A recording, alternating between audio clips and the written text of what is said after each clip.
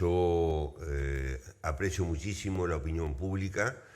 Creo que si hablamos de nacional y popular, debemos hacer hincapié en que este proceso de juicio por jurados es un adelanto. Hay que tener en cuenta que el juicio por jurado fue incluido en la Constitución Nacional en el año 1853, cuando hablar de pueblo era hablar de French y Beruti con los paraguas repartiendo escarapelas. El pueblo ahí no tenía nada que ver, eran 5 tipos los que manejaban el país y se acabó. Que hayamos podido llegar en el año 2019,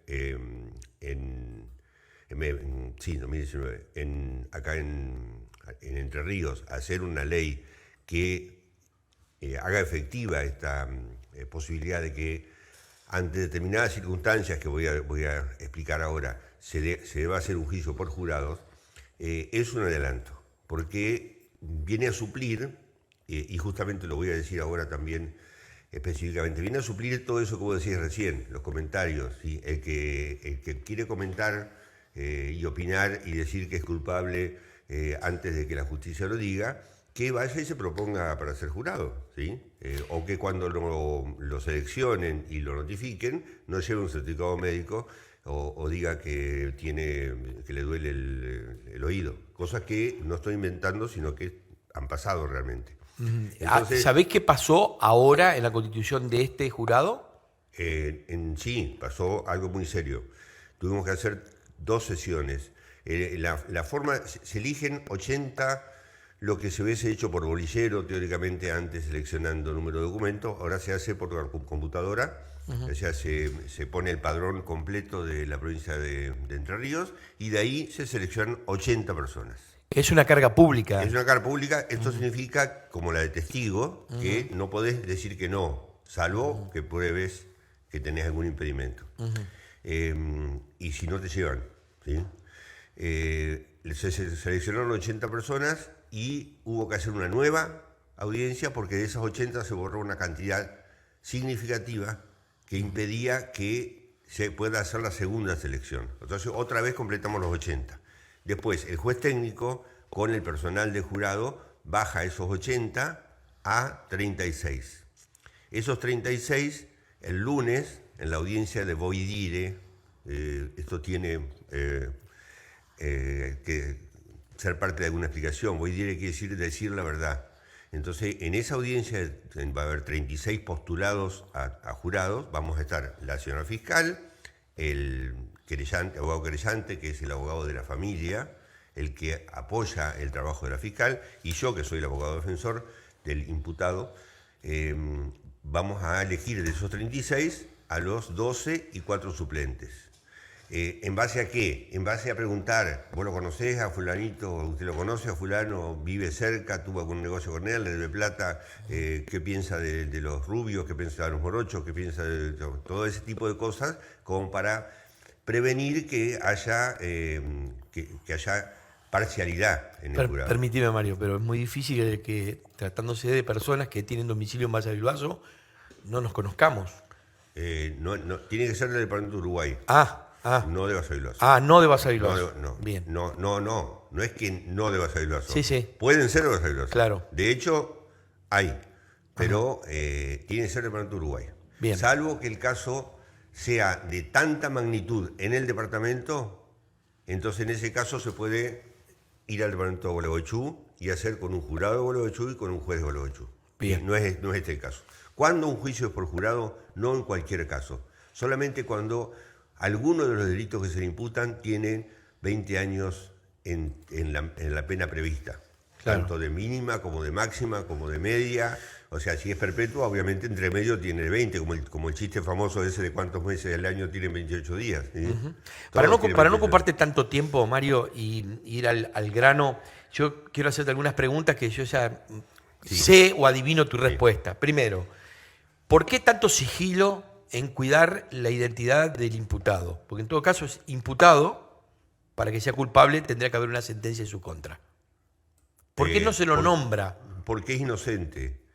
Bueno, pero en ese caso todo el mundo es inocente hasta que se demuestre lo contrario.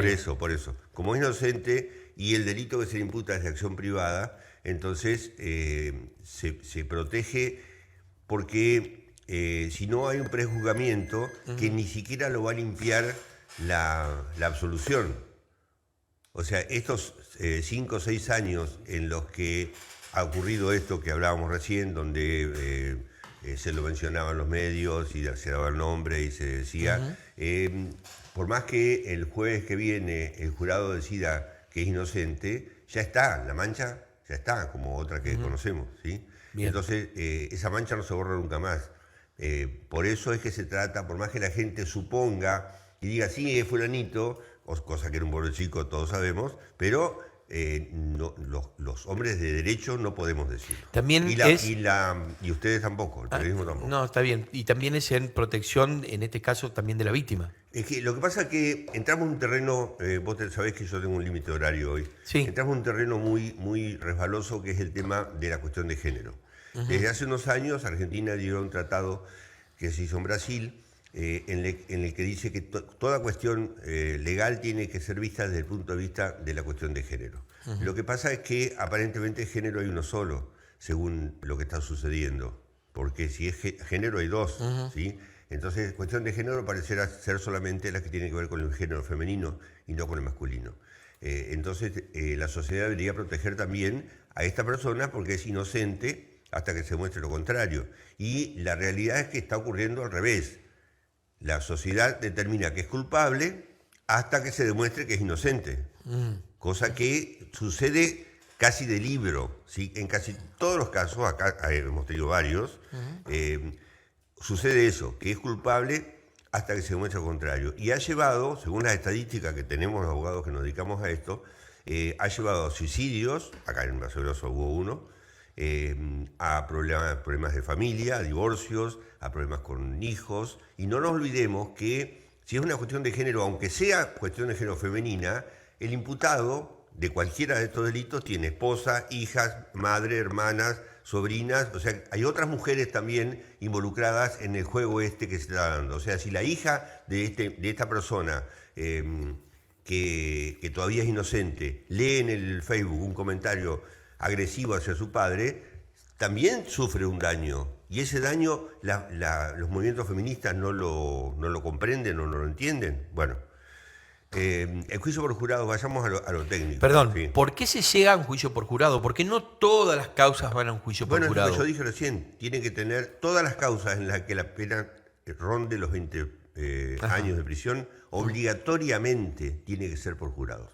O sea, si es de 8 a 20, o si es de 20 a 25, o si es perpetua, la pena prevista en el código para ese delito tiene que ser por jurado. Y no hay forma de evitarlo. La única forma de evitarlo es que el viernes, un día antes de la audiencia de Boidire, que es el lunes, arreglemos con la fiscal lo que se llama juicio abreviado. O sea, para evitar el proceso, arreglemos, 8 años de prisión, ¿sí? Pero si no hacemos esto, el juicio tiene que ser por jurado. ¿Esa es una posibilidad? No, en este caso no. Lo pone como ejemplo. Lo pongo como ejemplo. Okay. No, yo voy a juicio.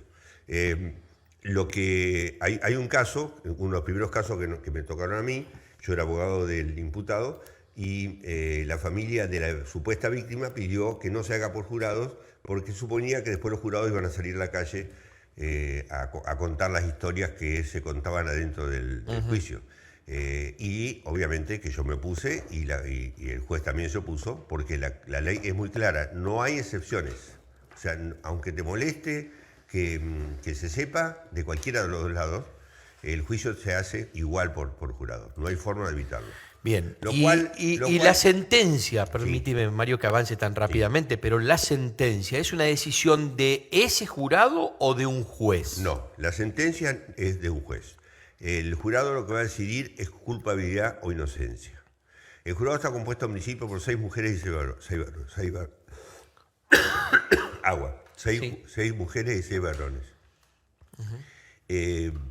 Tienen para deliberar, una vez que terminemos el trabajo, el fiscal acusador, la fiscal acusadora y yo, y el abogado querellante, se retira al jurado a deliberar, puede llevarle media hora o 18, y sale y lee como en las películas, ¿sí? El jurado considera inocente. Si lo considera inocente, el juicio determinó y nadie puede apelar. Y la persona se va conmigo en el auto de vuelta a Basavilbaso. Perdón, esa decisión tiene que ser condenatoria o absolutoria unánime, por mayoría No. o cómo? Bueno, muy bien. Si es absolutoria, obviamente va a ser por mayoría. Si es absolutoria, va a ser 7-5, ¿sí? Sí. 8-4. Sí. Si es condenatoria, tiene que ser unánime, los 12.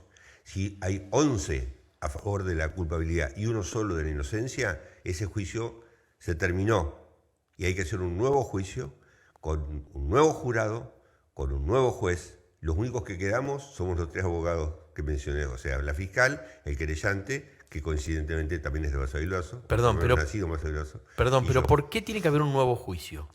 Porque así lo dice la ley. Está bien, pero En otras ¿cuál es el provincias, espíritu? El espíritu es que la falibilidad, o sea, que se haya dado lo que hablábamos en off antes, que alguna de las personas integrantes del jurado haya tenido alguna empatía particular y que eso haya influido para que vote en contra de la condena. Entonces se permite hacer un nuevo juicio para ver si en la nueva conformación del jurado logramos esa ecuanimidad. Si vuelve a pasar eso, la segunda vez queda absuelto. Te hago otra pregunta. O sea, tiene Sí. mucha... Es una ley que está acá. Sí, sí. Tiene muchas cosas. Sí. Yo comparo esto, permitime que... es como el médico que operaba meniscos hace 30 años y tenía que cortar, abrir la rodilla, y cuando se empezó la laparoscopía, y bueno, esto fue un shock. Y bueno, esto pasa lo mismo con... Yo tengo 6 stents, si no hubiese existido los stents, me hubiesen abierto el corazón 6 veces, ¿sí? Bueno, acá pasa algo similar. Llegamos a una instancia en la que el pueblo, que es el que gobierna, así como elige los representantes, también tenga la posibilidad de definir, sin el contenido jurídico de la cuestión, sin el prejuicio de haber estudiado casos anteriores, defina por lo que escucha de la fiscal acusadora y por lo que escucha del abogado defensor y por lo que le ve de la cara del supuesto autor del delito, decida libremente si la persona es culpable o inocente. Mario, estoy equivocado. Después la pena la va a poner el juez técnico, que es el doctor Martínez Uncal, en una audiencia, no ese día. Ese día terminó con la culpabilidad o inocencia. Después se hace una audiencia que se llama audiencia de cesura, en la cual el juez va a dictaminar si es, en el caso de que sea culpable. Si es inocente, se acabó todo, nos damos la mano, nos vamos. Corregime si estoy diciendo bien. Para llegar a la instancia de juicio por jurado tuvo que haber consentimiento del imputado. No. No es así. No, si lo dije recién. Una vez lo determina la fiscal cuando le caratula la causa que leíste vos recién, abuso sexual agravado, agravado en este caso por la convivencia, en concurso con corrupción, carátula que define la pena que llega a 20 años, entonces ahí directamente por jurado y nadie se puede oponer. El hecho de que yo no haya discutido la carátula es porque si yo discuto la carátula, estoy aceptando que algo pasó y yo digo que no pasó nada. Mario, mi postura es que no pasó nada. Mario, ante hechos, no hay dos hechos iguales, pero hay hechos de características similares. Sí. Uno bastante escandaloso, con algunos ribetes fascistas, y este, en donde, salvo cuando hay algún movimiento en el expediente que amerite y que vuelva a estar más o menos en la palestra, sino como que no pasó nada. No, es cierto. Y data como de algo más de medio lustro. No podemos profundizar mucho más porque si no estaríamos... No, yo no lo voy a hacer porque no quiero ninguna demanda. Yendo en el laberinto hasta el final. Sí. No podemos. Pero justamente lo que vos decís, el hecho... digamos, el hecho máximo que ocurrió en Basavilbaso desde que este tema es corriente, o por lo menos desde que se dio. Yo digo que esto ocurrió siempre en la historia del mundo. Lo que pasa es que en los últimos años, por diversas circunstancias, por los medios, por las redes sociales, por los movimientos feministas, por organismos como el CONAF o ese tipo de cosas, se descubren cosas que antes no se descubrían. Para bien o para mal, mentira o verdad, ¿sí? Entonces... ese hecho que vos que es un hecho testigo, Massavi Basso, produjo movimientos, scratches en el domicilio, en marchas en la plaza, chorizos de comentarios en Facebook. Incluso esa persona tuvo que irse a Massavi Basso, y las pocas veces que vino por cuestiones administrativas o que tuvo que pasar para Gobierno de Uruguay, vino embosado, ¿sí? O sea, con una capucha. Y sin embargo, esta otra persona, que no podemos decir quién es, pero que supongo que la mayoría de la gente sabe quién es, anda hace 6 años libremente en Massavi Basso, trabaja en un lugar público, atiende gente, y yo no conozco ningún caso más allá de lo que vos decís, que cuando se produjo alguna audiencia o se demoró, cierto personaje de Massavi Basso empezó a echarle piedras por Facebook, no tanto al diputado como al abogado defensor, diciendo que era el que demoraba la finalización del juicio, pero tuvo muy poca repercusión. Y como yo te decía hoy, en ese lugar público atiende a la gente, y yo no he conocido ningún caso de una persona que les haya dicho no, que no me atienda fulano porque está acusado de abuso sexual. Lo cual también es un índice, porque si vamos a llevar a 12 personas del pueblo que decidan, también es importante lo que decidió el pueblo en estos 5 o 6 años. ¿Sí? Bueno, ahí ya hablas como abogado defensor. Obviamente. Bueno, ahí ya hablas como abogado defensor. Yo digo, tratando de hacer una lectura más o menos racional, digo, sobre qué vara es la que manejamos los integrantes de esta comunidad cuando abordamos un tema u otro tema sobre 2 hechos que en la investigación penal preparatoria para llegar a un juicio son indudablemente gravísimos. Bueno, muy bien. Y espantosos. Entonces, eso se va a traducir en los 12 jurados. Yo supongo que los mismos, no puede ser, pero digamos que las mismas 12 personas están de jurados en los 2 juicios, en uno van a determinar culpable y en otro van a determinar inocente. En esos 12 jurados se tiene que traducir esta opinión pública que vivimos en la calle. Ojo que acá estamos tomando 2 casos, acá hubo muchos casos. Uno que terminó en suicidio, 2 o 3 más que tengo yo que están en trámite, algunos que ni siquiera se conoce todavía, que están solamente en las denuncias y todavía estamos ahí trabajando, otros casos ocurridos en ciudades o pueblos de alrededor de Massavi Basso que dependen de Massavi Basso, y que como digamos que soy el penalista que más trabaja, y sobre todo en esta especialidad, recaen en mí. Por eso digo que la opinión pública que vos me decís, en el otro caso, a las 10 horas o 5 horas de ocurrido, ya tenía la gente en la vereda de su casa tirándole pintura y escrachándolo y obligándolo a irse del pueblo. Y en el otro caso, que tengo yo, que es, digamos, algo similar, aunque no exactamente igual, esta persona circula libremente por Massavi Basso, la gente sabe quién es, sabe quién es y lo sigue tratando normalmente. Esto va a incidir fundamentalmente. La gente me pregunta, ayer me preguntaba en el Tribunal de Juicios, doctor, usted no presentó pruebas, no presenté testigos, obviamente, ¿qué testigo voy a presentar? ¿Sí? Además, yo tengo que probar que no ocurrieron. ¿Cómo pruebo que no ocurrieron? O sea, yo voy a trabajar con los testigos de la acusación, pero yo estoy convencido de que es inocente, por lo tanto, yo no tengo que probar la inocencia, ellos tienen que probar la culpabilidad. La Constitución Nacional, al decir que se presume inocente, indica que el abogado defensor no tiene que probar la inocencia. O sea, y menos en estos que se llaman delitos de oscuridad o de silencio. Si por ejemplo, se acusa a alguien de un robo, yo puedo probar la inocencia probando con un cupón de Visa que ese día, a esa hora, él compró algo en Santa Fe. Entonces no puede haber estado en Santa Fe a la misma hora que se cometió el robo en Massavi Basso, por ejemplo. Me pasó esto, por eso lo cuento. En esos casos sí se puede poner pruebas, pero en estos delitos de oscuridad o silencio, donde no hubo más que esas 2 personas, la supuesta víctima y el supuesto autor.